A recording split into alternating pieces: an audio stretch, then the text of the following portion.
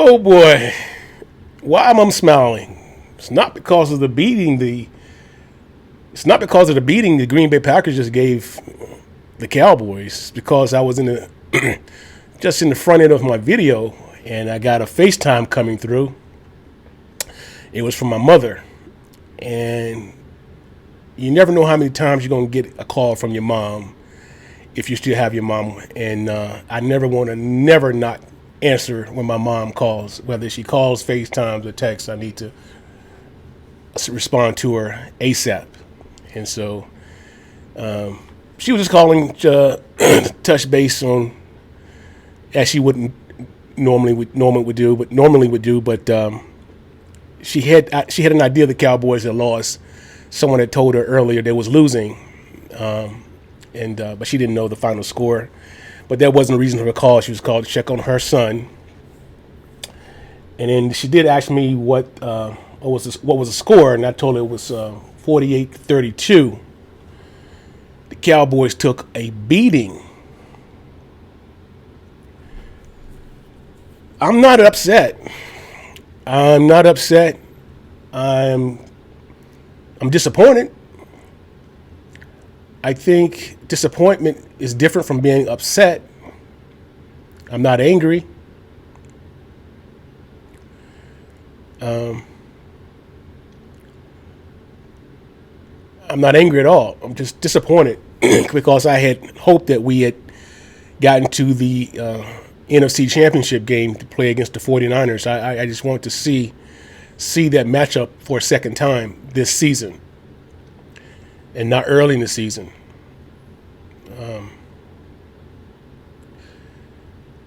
So, of course, being a Cowboy fan, and I guess if you're a Cowboy fan, you're probably getting a lot of calls, a lot of texts. Facebook has been blown up because of haters. Fans from outside the NFC East, fans from outside the NFC who love to see the Dallas Cowboys lose, which really amazes me how the Steeler fans, I guess the Cowboy fans must rub the Steeler fans the wrong way. I guess they have issues with the fan base, how large it is, and I mean, the Steelers have, of the two teams, have won a Super Bowl more recent than the two. But yet the Steelers fans are really, really do not like the Dallas Cowboy fans. I get the Eagle fans, and I guess any team in the NFC East, whether it be the Commanders or the Giants, and definitely the Eagles, but teams outside like the Carolina Panthers. I had my brother-in-law FaceTime me, wanted to check on me. He's a Carolina Panther fan. Let me say that real slow in case you missed that. My brother-in-law is a Carolina Panther fan. I haven't heard from him all year, all season. Ghost. I didn't check in on him. I talked to him when I did, when he was talking to my wife, his sister, and but I never thought I need to check on him about the Panthers because I felt that I didn't want to say anything. What could I say? A Cowboy fan. I mean, we did beat them, but I didn't say anything. And then I'm getting, not being contacted, but I'm seeing posts from my oldest son, who's a Philadelphia Eagles fan. He was born in Philadelphia, raised in Philadelphia, because I moved to Philadelphia when he was born. And he was parented correctly. He was raised as a Dallas Cowboy fan, but later, as he got older, he switched ships, and I've mentioned that, and it's common knowledge if you've been watching my videos. But he has this scorn demeanor against Dak Prescott. I don't know. I continue to ask my son, what has Dak done to you? But he never really, I don't think he said he's overrated. And I'm going like, well, he got a better passer rating than your quarterback. So your quarterback who's a running quarterback. He got great running numbers, probably more so than a lot of other running backs in the league, actual running backs, Jalen Hurts. But I kind of digress from this game. So the talk now, what are the Dallas Cowboys and Jerry Jones and executives going to do for the offseason with regard to our head coach, our defensive coordinator, our quarterback? So here's my observation. If you've noticed, I did not put a video out when we won our last game of the season against the Washington Commanders. We beat them 38-10. The reason why I didn't put a video out during that time are because it's how we played coming down the stretch of the end of the season starting with the Miami Dolphins. I was at that game, and I watched how our offense, took off on fire. But what I also noticed how our defense gave up chunks of yardage, less than 6 plays. I noticed at the end of the season, our defense was struggling to stop the run. So we lost that game 20-22 on the road, and it's again common knowledge that we didn't have a really good road campaign this season. And the following week we played the Detroit Lions, and we barely won that game, not for the calls that was placed against Detroit. We could have easily lost that game. So we lost that game 20-19. In the final game of the season, we beat, as I said, the Commanders 38-10. It was the Commanders. It's the Washington Commanders. And it was at home. I'm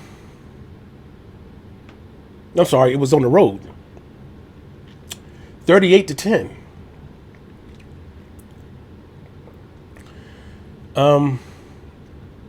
So I didn't do a video because for me, I was not happy where the defense was playing, but I'm hoping it's just me and that, okay, I'm, just like I'm sure the Dallas Cowboys players, our fan base, all the talking heads, the Cowboys we ended up winning the division.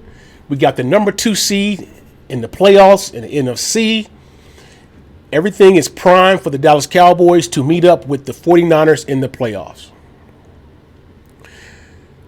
Everything was primed for that. So I'm leaning on that.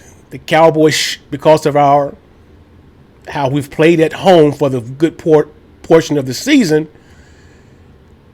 that we should take care of Green Bay. They have a young quarterback. That's a young team.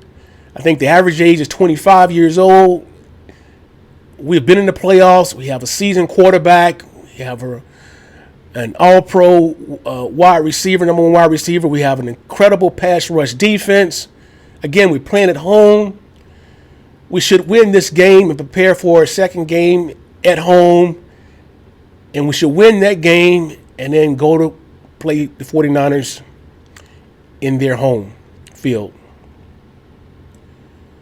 Well, we didn't hold up to our end of the bargain, did we? So here's what I see. 3 consecutive years at 12 wins by Mike McCarthy. Should he be let go? What's the common denominators the last 26, 27 years? It's not Mike McCarthy. It's not Dan Quinn. It's not Bill Parcells. It's Jerry Jones, Stephen Jones, the common denominator. Our defense have not been able to stop the run, neither have our offense been able to run the ball and put fear in teams and defenses. Our linebackers. We have none. We have, and when we do get them, they're always small. And they were small during the 90s. We just don't get the power hitters at linebacker to stop the run, and the linebackers that's able to cover tight ends and backs out of the backfield. Our defensive schemes, we've had multiple defensive coordinators. We have success during the season, but the postseason, it never parlays into the postseason. I'm not blaming this game on Dak. Yes, he had a pick six. We still could have won the game. Our offense was still, but we didn't have the running game, one, for starters. And then CeeDee Lamb and Dak Prescott was not in tune for the first time all season. Why is that? Where would the blame go? I cannot fathom to blame Dak Prescott. He's a quarterback. Dak, he don't even use I don't think he uses a wristband for plays. Dak know the plays. So if I have to put blame somewhere, it have to be CD of not understanding where he needed to be. I'm going to give some blame to Dak because Dak had really become dependent on CeeDee Lamb, and you had other receivers during the whole season that never materialized, that never really got off the ground.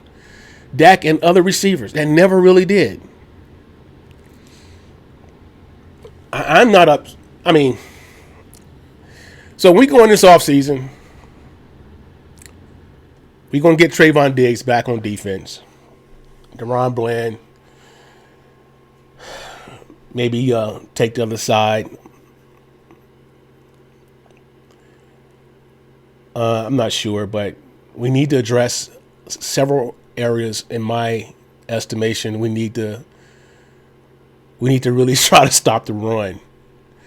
We need to have another focus on stopping the run that allow the Cowboys to stay in the game. Because what Green Bay did to us tonight, for the world to see, it was embarrassing. They did what they willed. They just did. Whatever they willed, it happened. Green Bay, with a young quarterback, average age for the team, 25 years old, gutted our defense. There is still talk Dan Quinn taking a head coaching job somewhere, maybe replacing Mike McCarthy. I am one to feel that is insane. That pass rush was relentless at the beginning, middle of the season, then it just fizzled out. Because no one else stepped up. Michael Parsons got burnt out. Take Lawrence, he was a run stopper. But no one else. We don't have anyone else, and we just don't.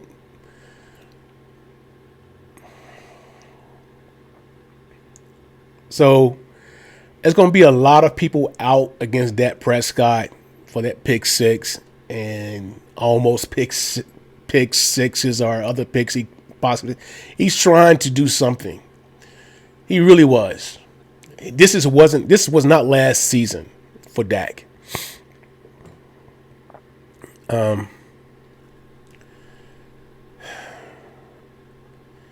Green Bay put up a total 415 yards against the Dallas Cowboys defense.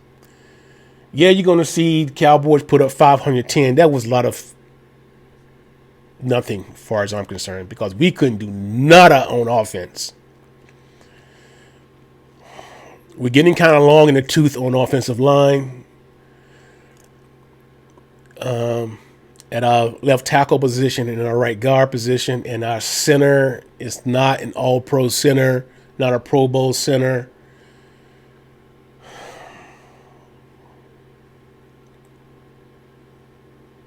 Rushing yards, Green Bay 143. They averaged 7.7 yards per play. Green Bay was 60% on third down, 6 for 10. Green Bay only punted 3 times. And the second and third punt came much later in the game because they weren't punting. Green Bay had 0 turnovers.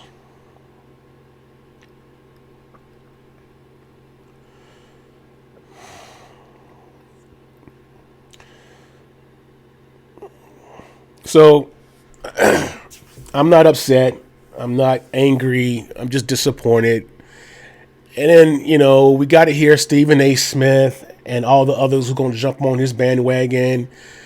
But they're right. They're right. And a lot of times I didn't do a video this season because after a win, after we got a dub, because I felt like fool's gold to me. It really did.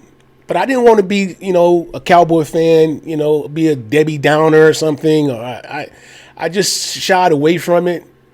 I picked my spots, and stood up for the Cowboys, the Cowboy Nation at times on social media. But I'm a defensive person, and my mindset is defense, and no matter what sport I'm participating in or watching. If you can keep a team from scoring, you have an opportunity to win. But I know the offense, no matter what sport, is what puts, people in seats. They sell tickets. They want to see the offense, no matter what sport flourish. But I'm a defensive-minded person, and if you can stop a team from scoring, like I said, you can always have an opportunity to still be in the game to win. I think we have some skill positions set. We don't have a running back. We do not have a running back.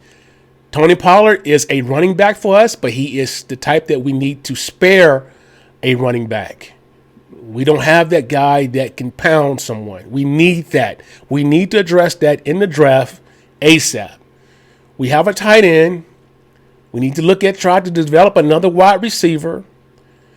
Again, as far as defense is concerned, we have Trayvon coming back. I think our corners are set, and our secondary, we just got to get some linebackers and some more linemen. We've got to get some dogs. But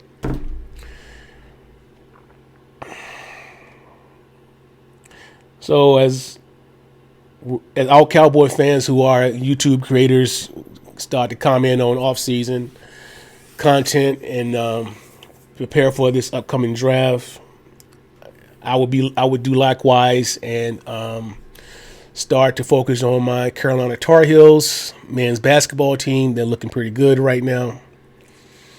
They'd probably be in the top 5 when the rankings come out Monday, because so many teams in the top 5, top 10 took a nail.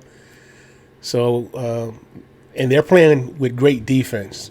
They're not a tall team, but they're playing with great defense. And like I said, if you play with really great defense, you always have an opportunity to win. And that's the way them Tar Heels are playing right now. Really good defense, and they're synced in, locked in. If you've not been to my channel before, if you appreciate the content, I appreciate if you give me a like on the video. Subscribe to the video if you can. This is J Mac Sports 24/7. I am J Mac, and what I do is talk about the Cowboys, my Tar Heels, my Lakers, my Cincinnati Reds, which all other than my Tar Heels suck right now. But I'm diehard. I'm a ride or die with them boys. Thanks for coming by.